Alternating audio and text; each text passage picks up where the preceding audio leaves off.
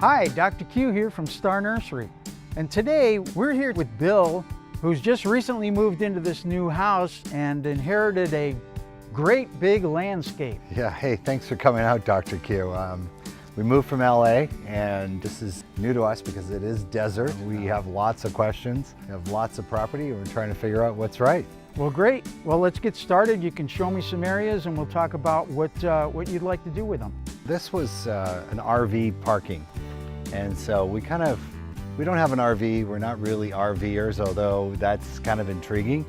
But we want to figure out, how do we green this area? There's a choice of either planting some vines that will actually cling to the wall. One of the things I've always, dreamed of was having cypress trees. Absolutely, they would do very well in this area. They make a great visual as well as sound barrier.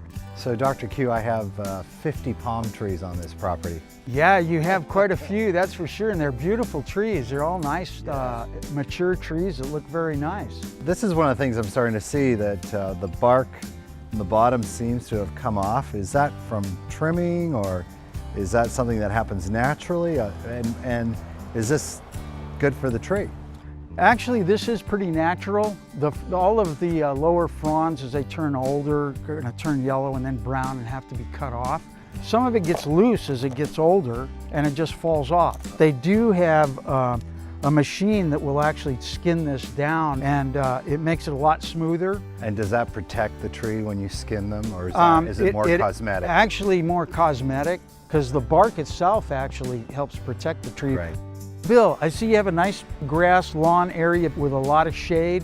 It seems like we've got rolling hills here. That does tend to make it harder to keep an even green consistency on the lawn, because on those higher spots, the water doesn't stay long enough to soak in deep enough. So here's the question, what's an indestructible grass? One of the hardiest grasses for here is Bermuda grass, but it would not do in this situation because of all the shade you have. I would stick with the fescues, and normally they're sold in a blend so that you have different ones that do better different times of the year, so that keeps your lawn nice and consistent. Thanks for coming by, Dr. Q. Really appreciate it. Oh, you're very welcome. Yeah, a lot of work to do. All right, well, I'm sure I can hire you by the hour. You have a lot of work to do.